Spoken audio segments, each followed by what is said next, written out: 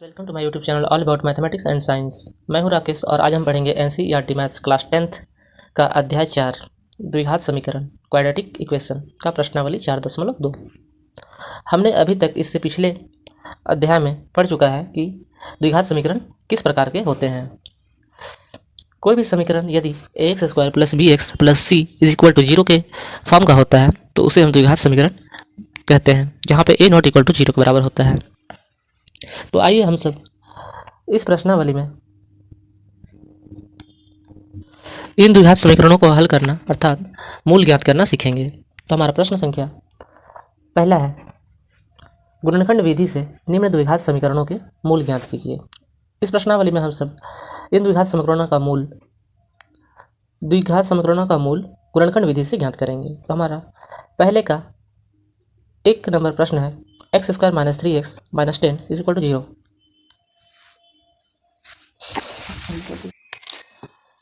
किसी भी द्विघात समीकरण में सामान्यतः 3 पद होते हैं।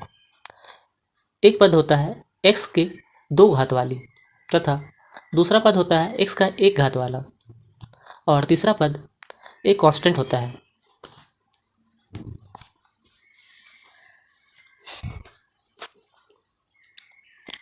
हम सब द्विघात समीकरण को हल करते समय x के घात 2 वाले तथा कांस्टेंट वाले पद को समान ही रहने देते हैं और इसके बीच वाले पद अर्थात x की घात 1 वाले पद को हम लोग 2 खंडों में तोड़ते हैं।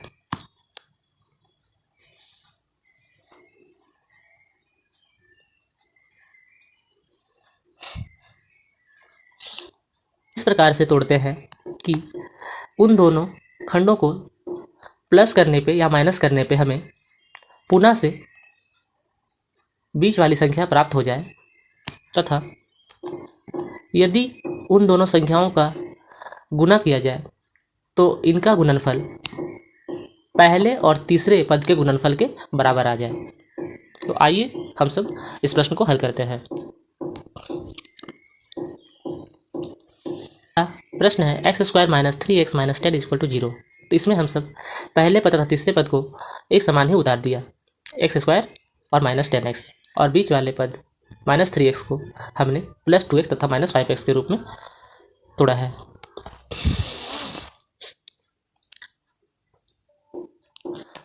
हम सब देख सकते हैं कि प्लस 2x और माइनस 5x को सॉल्व किया जाए तो प्लस माइनस माइनस होता है, अर्थात 5x में से 2x घटाने से हमें 3x प्राप्त हो जाता है और बड़े के साथ माइनस होने के कारण हमें माइनस 3x प्राप्त हो जाता है। तो हमने देखा कि माइनस 3x को हम सब प्लस 2x तथा माइनस 5x के रूप में लिख सकते हैं। तो हमें इसी प्रकार से आगे के प्रश्नों को भी हल करना है।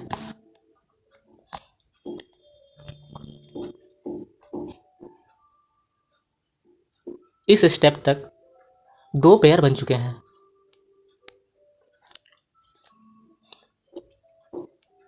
दो युग्मों में से कॉमन संख्या पृथक कर लेंगे और अगला स्टेप लिखेंगे। तक हमारे पास 2 पेयर्स हैं, x square plus 2x minus 5x minus 10।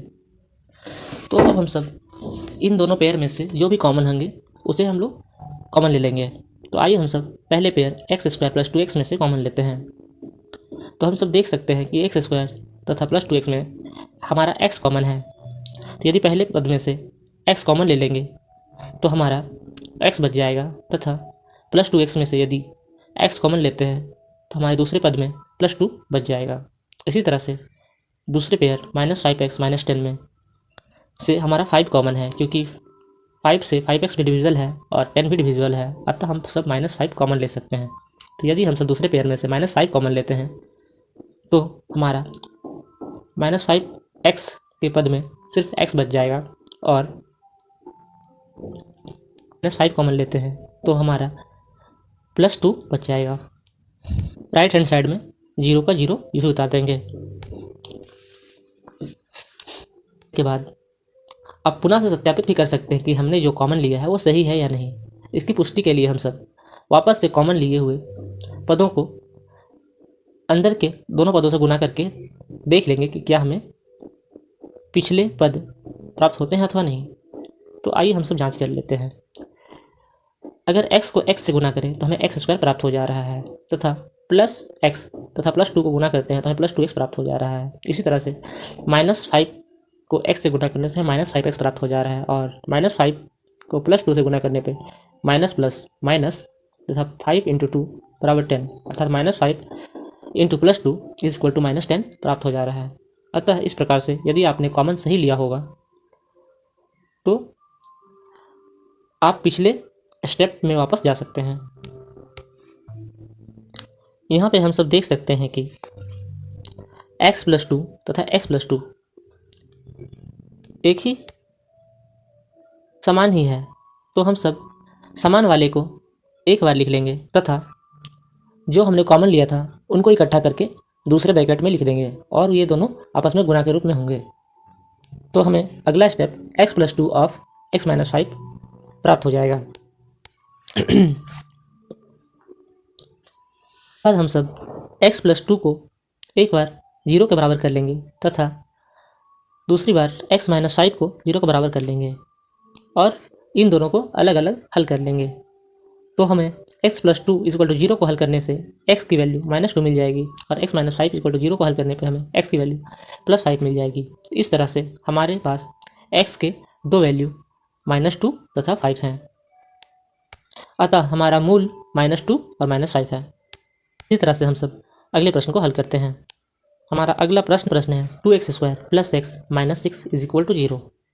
आइए इसे भी हम सब पहले प्रश्न की तरह हल करते हैं। हम सब पहले और तीसरे पद को उस एक जैसे ही उतार देंगे और बीच वाले पद को इस प्रकार से तोड़ेंगे कि उन दोनों पदों को जोड़ने या घटाने पे हमें बीच वाली पद यानी x के घात 1 वाले पद प्राप्त हो जाए, तथा यदि उन दोनों संख्याओं को गुना किया जाए तो इनका गुणनफल पहले तथा तीसरे पद के गुणनफल के बराबर भी आ जाए।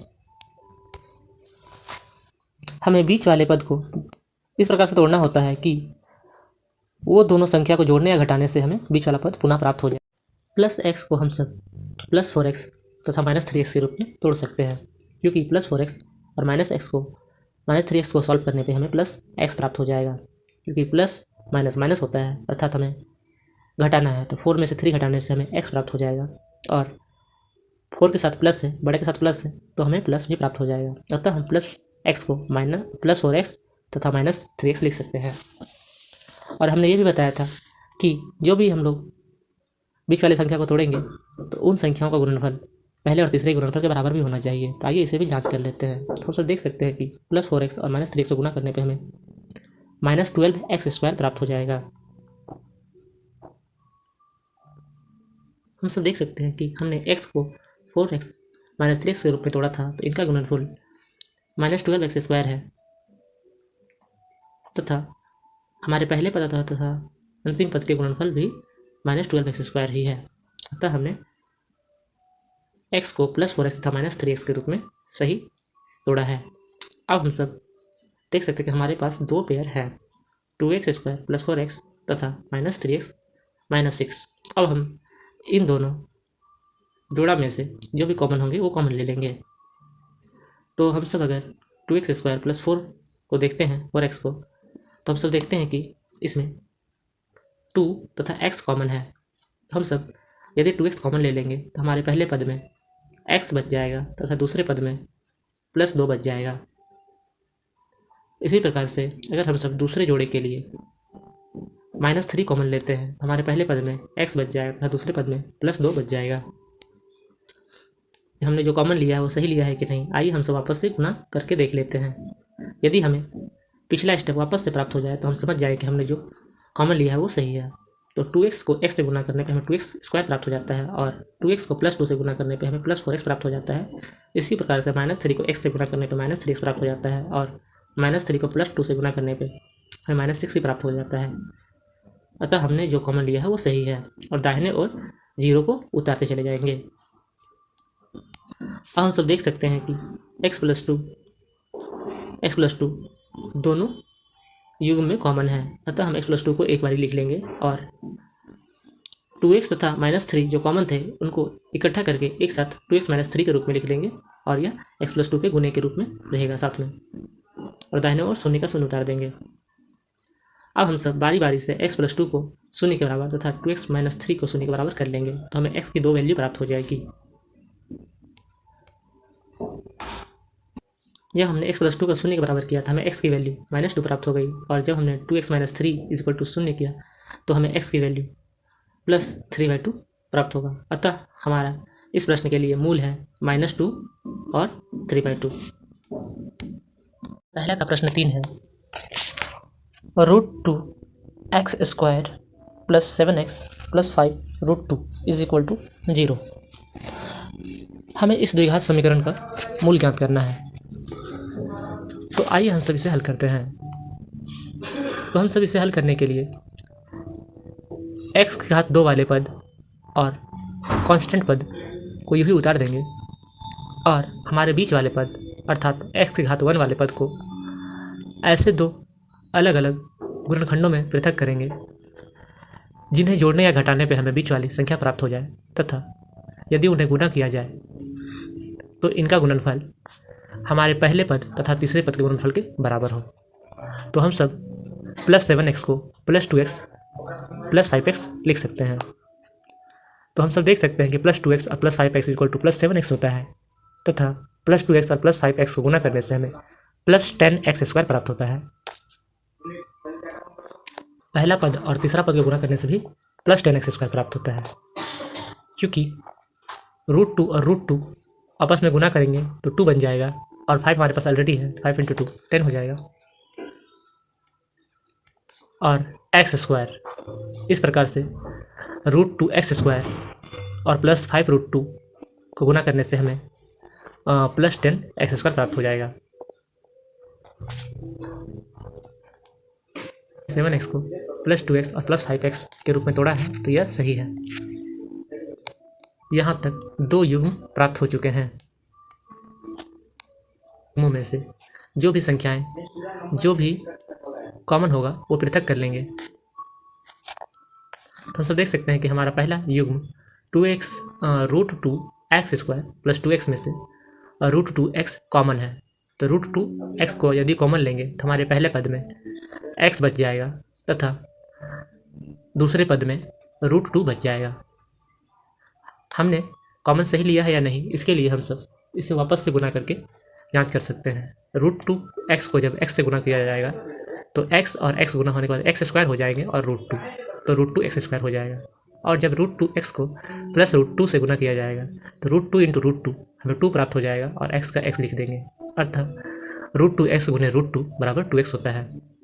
इसी प्रकार से हम सब दूसरे पेयर 5x और +5√2 में 5 कॉमन ले लेंगे। दूसरे पेयर में जब हम सब 5 कॉमन लेंगे तो हमारे 5x में से x बच जाएगा, और 5√2 में से जब 5 कॉमन लेंगे तो हमारा √2 बच जाएगा, और दाहिने साइड में 0 का 0 इसी तरह उतार देंगे। अब हमारे पास हम सब देख सकते हैं कि x + √2 तथा x + √2 सेम है, अतः हमें इसे एक बार लिख लेना है, तथा कॉमन वाले अंक √2x तथा +5 को भी इकट्ठे करके एक साथ लिख लेना है। इस प्रकार से हमारे पास √2x + 5 of x + √2 = 0 प्राप्त हो जाएगा। अब हम सब इन गुणनखंडों को बारी बारी से 0 के बराबर कर लेंगे। तो जब हम सब √2x + 5 को 0 के बराबर करेंगे तो हमें x की वैल्यू -5/√2 प्राप्त हो जाएगा, और जब x + √2 = 0 के बराबर करेंगे तो हमें x की वैल्यू -√2 प्राप्त हो जाएगी। अतः हमारा पहले का प्रश्न 3 का मूल -5√2 तथा -√2 है। चौथा प्रश्न है 2x² - x + 1/8 = 0। आइए इसे हल करते हैं। इसे हल करने के लिए हम सब पहले इस द्विघात समीकरण को थोड़ा सरल बना लेते हैं। इस द्विघात समीकरण को सरल करने पे हमें इक्वेशन प्राप्त होगा 16x² - 8x + 1 = 0। इसे हल करने के लिए हम सब पहले की तरह द्विघात समीकरण के पहले और तीसरे पद को यूँ ही उतार देंगे, और बीच वाले पद को इस प्रकार से तोड़ेंगे कि उसे जोड़ने या घटाने पर हमें बीच वाली संख्या प्राप्त हो जाए, तथा उन्हें जब गुना किया जाए तो उनका गुणनफल हमारे पहले और तीसरे के गुणनफल के बराबर हो। तो हम सब अगर देखते हैं कि हमारा पहले और तीसरे का गुणनफल जो है वह प्लस 16x² है, तो क्या हमारा जो गुणनखंड है क्या उसका गुणनफल 16x² है? तो e⁴ 4x into 4x is equal to 16x² होता है और माइनस माइनस प्लस हो जाएगा, अतः हमें प्लस 16x² प्राप्त हो जाता है। अतः हमने जो -8x को -4x के रूप में तोड़ा है यह सही है। प्राप्त हो चुका है 16x² - 4x तथा -4x + 1। अब हम सब इन पेयर में से जो भी कॉमन आएंगे उसे कॉमन ले लेंगे। तो हम सब देखते हैं कि 16x² - 4x में 4x कॉमन है, तो 4x को कॉमन लेने से हमें पहले पद के लिए 4x बच जाएगा और तथा दूसरे पद के लिए -1 बच जाएगा। हमने सही कॉमन लिया है या नहीं इसकी जांच के लिए हम सब इसे गुना करके देखेंगे। यदि हमारा कॉमन सही होगा तो हमें पिछला पद वापस से प्राप्त हो जाएगा। तो देखते हैं 4x × 4x = 16x² होता है तथा 4x × -1 = -4x होता है, अतः हमने सही कॉमन लिया है। इसी प्रकार से -4x और +1 में -1 कॉमन लेने पे हमें पहले पद के लिए 4x बच जाएगा और दूसरे पद के लिए -1 बच जाएगा। अब इसे भी हम सब गुना करके जांच कर लेंगे। -1 × 4x = -4x, -1 × -1 = प्लस 1 × 1 = 1 + 1 और राइट हैंड साइड में 0 का 0 भी उतार देंगे। हम सब देख सकते हैं कि 4x - 1 तथा 4x - 1 दोनों युग्म में कॉमन है, तो इसे हम सब एक बार लिख लेंगे और दूसरे बार 4x - 1 को इकट्ठे करके लिख लेंगे।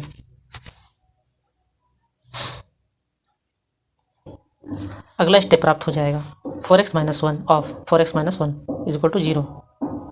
अब हम सब बारी बारी से इन दोनों गुणनखंडों को शून्य के बराबर कर लेंगे, तो हमें x की वैल्यू 1/4 और 1/4 प्राप्त हो जाएगा। अतः इस प्रश्न के लिए हमारा मूल 1/4 और 1/4 है। 2 सेकंड के लिए फ्रीज कर रहा हूँ, आप चाहें तो इस प्रश्न के स्क्रीनशॉट ले सकते हैं।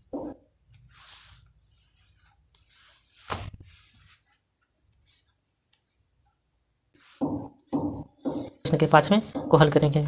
हमारा पहला का 5वां प्रश्न है 100x² - 20x + 1 = 0। इसे हम सब पहले प्रश्न की तरह ही हल करेंगे।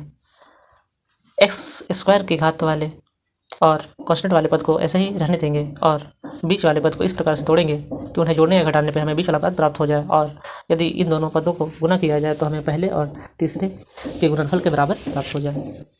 तो हम सब देख सकते हैं कि -20 को हम सब -10x -10x लिख सकते हैं, क्योंकि -10x और -10x को सॉल्व करने पे माइनस माइनस प्लस होता है, अर्थात -10x -10x -20x प्राप्त हो जाएगा और -10x और -10x को गुना करने पे हमें +100x² गुणनफल प्राप्त होता है, जो कि पहले और तीसरे अर्थात 100x² × 1 को गुना करने से भी प्राप्त होता है।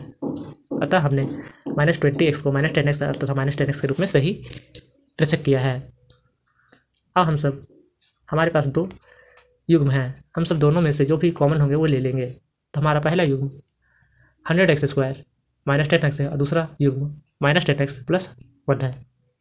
100x² -10x में से 10x कॉमन लेते हैं तो हमारा 100x² के प्लेस पे 10x प्राप्त हो जाएगा और 10x कॉमन लेने के बाद हमें यहाँ पे -1 प्राप्त हो जाएगा। इसी प्रकार से दूसरे पेयर में जब हम सब -1 कॉमन लेंगे तो हमारा पहला पद के लिए 10x बच जाएगा और दूसरे पद के लिए -1 बच जाएगा। हमने सही कॉमन लिया है या नहीं इसकी पुष्टि के लिए हम सब इसे गुना करके देख लेते हैं। 10x × 10x = +100x² और 10x × -1 = -10x।